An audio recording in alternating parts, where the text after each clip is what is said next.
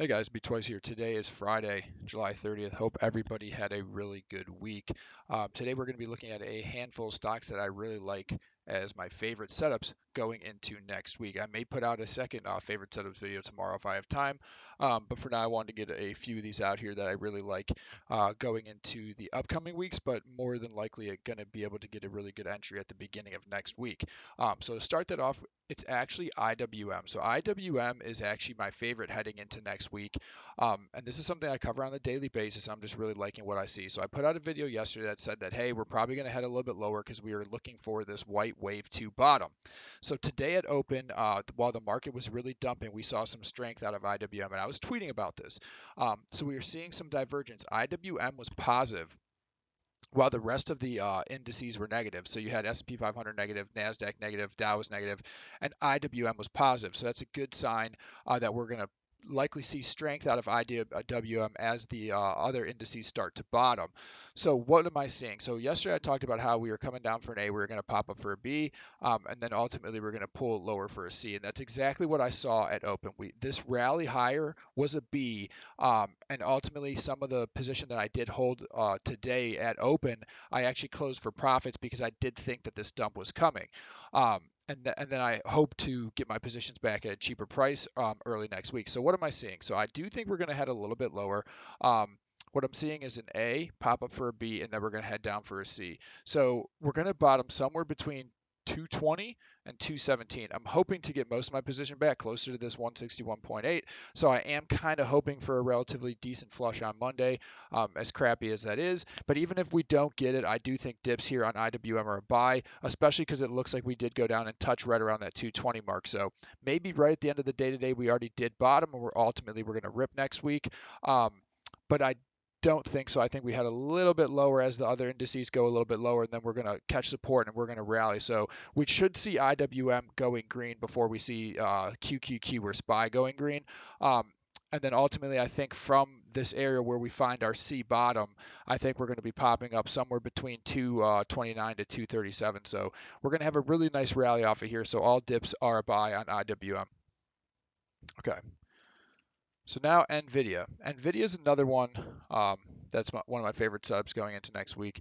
Basically, what I'm seeing is that we're in a 1-2-1-2 nest of a wave 5. So we've already came down and we bottomed for our wave 4 right around the time of the split. Since then, we had a 5-wave impulse up for a 1.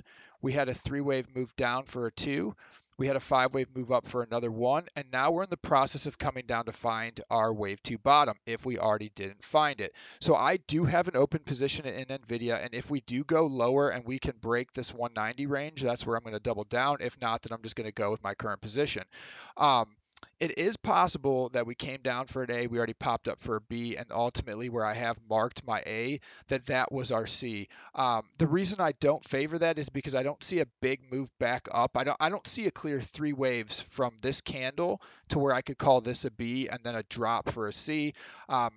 I'm just really not completely seeing that. It is possible, but it's not as clear to me. So with that being said, what I'm favoring is that we actually have came down. This whole move right here was a 5-wave down for an A. Then we popped it for a B, and we're in the process of 5-wave move down for our C. So where do I think that's going to take us? Somewhere between this 190 to 187.7.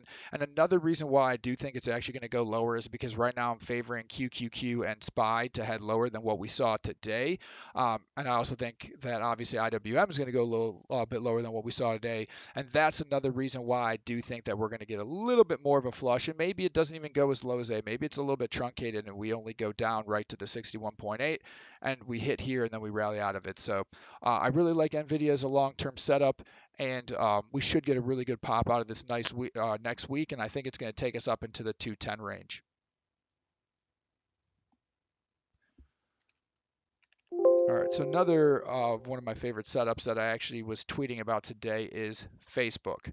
I'm looking for an entry on Facebook. I didn't get it today because I think it's going to head lower. So what am I seeing? So what I'm seeing is that the whole move leading up to the last bottom we set was a wave 1. We had a complex correction. We had a W, we had an X, and we came down for a Y. And this is our wave 2 bottom. So from our wave 2 bottom, I've actually put some retracements off of here. I've put the 100%, the 61.8, and the 38.2. I put the 100% on here because this is our invalidation mark. So I want that to show that if we break 334, then the position is broken and it's time to get out and cut your loss. But with that being said, what am I seeing? So I'm seeing a 5-wave impulse up for another wave 1 right here, and now we're in a complex correction coming down. So what am I seeing? I'm seeing that this whole move down was a W. We popped it for an X, and now we're in the 3-wave move, the A, B, C, to find our Y bottom. So to figure out where your Y bottom is going to be, the most common spot is somewhere between the 100% and the 161.8% extension. Now look at this. The 161.8 extension happens to be that 100% retracement. So with that being said, the closer we get to that, the better, because it will be a golden dip buy opportunity if we get close to that. But obviously we can't break it, because if we can get in right here at like 335, it's risk reward, right? Obviously, if you break 334, you get out. While you still have this massive upside if that happens to catch bottom down there. I don't think it'll go that low. I honestly think it's probably going to catch support right around 350, if not a little bit lower than that. But it would be nice if it did go that low. So with that being said, let's look at this. So we had our W, our X. We came up for an A, popped up for a B, and now we're in the impulse down for a C. So technically speaking, this small 5-wave impulse down, what I'm calling a 1, could have already been our C. But just like NVDA, the reason I'm not favoring that being bottom right there and being a C, and I'm labeling this 5 waves down as a 1, followed by a 3-wave move up for a 2, and I think we're going to see another 5-wave move for a 3. Then we're going to see a small wave up for a 4, and then we're going to see a 5-wave down for a B, or a 5, which is going to take us to our C. The reason I'm favoring that is because I do think the indices are going to head a little bit lower. Time will tell. So I do really like Facebook. I'm looking to get an entry somewhere around this 350 range. I didn't get it today, so I didn't enter. I don't like to buy positions at open. It looks like that one is when we kissed it was, actually it looks like it kissed it in pre-market.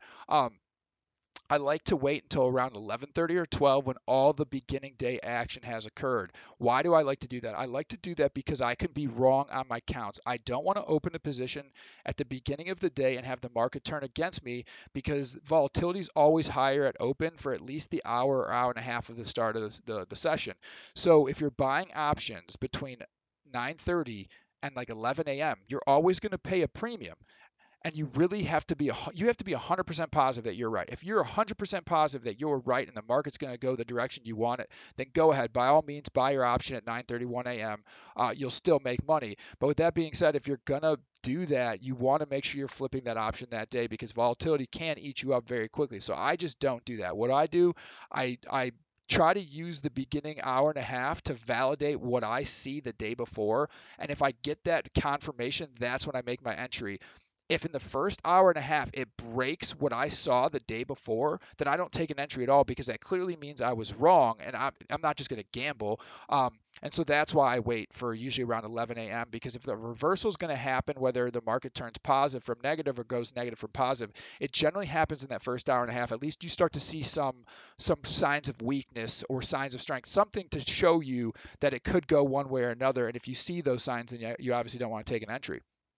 So with that being said, I didn't get an entry on Facebook today, even though I really wanted to get a dip buy on Facebook today. And I tweeted about how I really wanted this to be my dip buy stock. I didn't get it. I'm going to look for it to go lower. So I'm hoping at the beginning of next week we go lower and I can get an entry.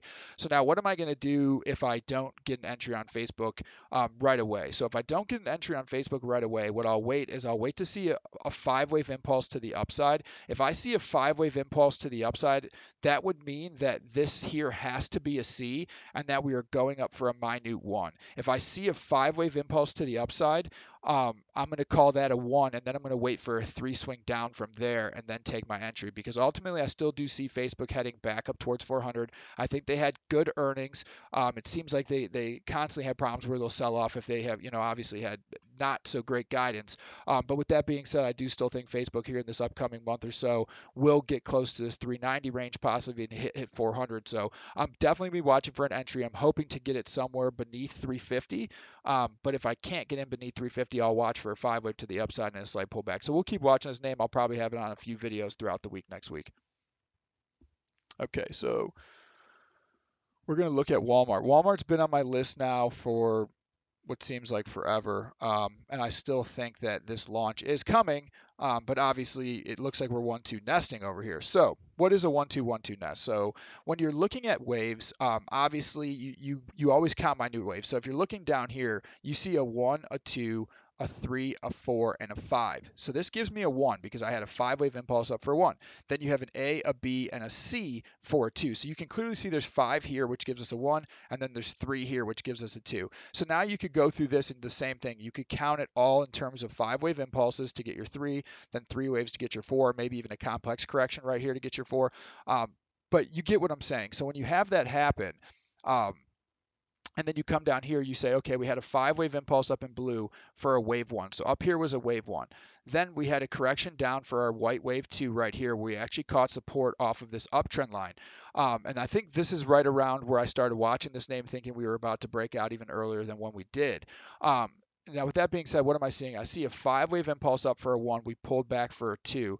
Then I see a 5-wave impulse up for another 1, pull back for a 2, and we're trying to work on breaking out here. So what am I seeing again? Another 5-wave impulse up for 1, but because of where it went and where it retraced to, how high it got and where it retraced to, this 5-wave impulse up for a 1 I would not call a yellow 3. I'm calling it an orange 1. It's hard to see this guy here, but what I'm basically seeing is that we've popped up for our 1 again, and we've pulled back down for a 2.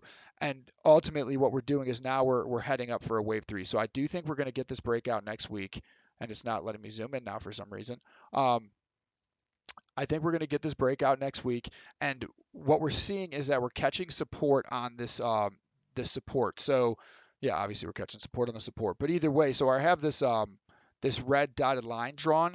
Before this was strong, it was strong resistance. We couldn't break above it. And it looks like we keep going above and then breaking back below. Well, today the whole market dumped. And even with the market dumping, we were still able to hold that support now that we've got above it. So what that tells me is I do ultimately think that we're going to see Walmart rip, and I think it's going to be next week, and I really hope it is. I've had September positions in Walmart this entire time, and hopefully we get the move soon. I don't want to have to wait all the way for earnings to hit. I think it's going to happen before that. So anybody who's in Walmart with me is probably getting a little antsy because we've been waiting for this breakout, and it seems like every time that we break above this resistance, we just go right back beneath it. So hopefully we get it this week, and once we do get this move, it's going to be very powerful because what I'm seeing is that we're going to be in a wave 3 of a wave 3 of a wave 3 of a wave 3. So it gets a little confusing, but that's what I mean when I'm calling it a 1-2-1-2 nest. Is then you're going to end up in a series of wave 3s, which could end up ripping.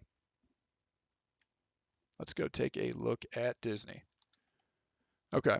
So Disney's another one that I've had on my list for a while as one of my favorite stocks. Obviously, it didn't go up as fast as I originally wanted it to. I thought we'd be up in the 190 range by now, but ultimately it's been getting abused a little bit as the market has. So what am I seeing? So I think we're in a complex correction that we're pulling back for a wave 2. So unfortunately, I do think there's going to be more downside. And I've drawn this area. I've drawn some retracements here. I've got my invalidation at the 100% mark, which is the 169 range. So if we break below 169, then this position is broken. But I don't think that we will. What I'm seeing is we popped up for a 1, we pulled back for a 2. We had a strong rally for wave 1 of our wave 3, and now we're trying to find our wave 2 bottom of our wave 3. When we find our wave 2 bottom, we're going to be in a wave 3 of 3, and that's going to be the biggest move we're going to see. On that move, I see it taking us. The wave 3 of 3 should take us up to the mid 190 range. Then we'll have a slight pullback, and then ultimately it'll take us up to almost 200. So what's a good entry on this? What I'm seeing is that I'm actually seeing it that from 1, we pulled back for an A, went up for a B, and we came down for a C. So originally I was saying that this right here was our wave 2 bottom, and that we were working on a 5-wave impulse up for a 1, and we were going to pull back for a 2. Right where I have the bull 1 and bull 2 drawn, saying that this was a 1 and we're pulling back for a 2, and ultimately we're going to launch higher.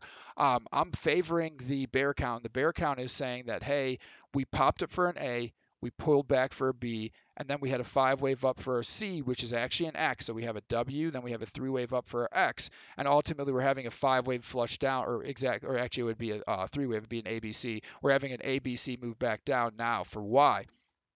Y, where's it going to take us? The Y is going to be somewhere between the 170 mark and 173. So unfortunately, I do think at the beginning of next week when the indices sell off, if that happens, that Disney's going to go down with it. All dips remain a buy on Disney because I do think we're going to be heading up, and it could be right around earnings time, which it looks like that's going to be on 8/12. But I do still see us getting up into almost the 200 range, sometime possibly right after earnings or maybe even slightly before.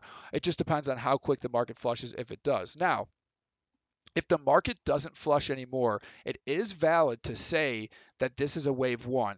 You could go into this wave and say that this is a one, this is a two, there's a three and a four and a five. I don't see it, but you could sit here and say, hey, this is a leading diagonal. So I could draw some trend lines on here and say this is a leading diagonal. We have a one, two, three, four, five instead of the ABC, and that this is a bull one. And if that's the case, then we would expect the support for this bull two to be caught somewhere around the 61.8 or the 76.4 because we can't break below here for it to be a valid two. And that's why I'm saying that right now, because I think the market's going to flush, that I'm favoring this bear count. But the bull count is very valid. And that's why I'm saying all dips on Disney are buy, because you don't necessarily want to wait all the way to down here. If we get another flush early Monday, I would take that opportunity. Normally, like I said, I would wait till 11, 11:30 or whatever, but I would take that opportunity to go long Disney because we should be catching support sometime very, very soon, and we should get a massive move to the upside. So that's what I see. That's the last stock that I have to cover for today, guys. So if I have any others, I'll put another video out as favorite subs for next week, maybe tomorrow. But if not, everybody have a good weekend. If you like these videos, go ahead and hit a like and subscribe.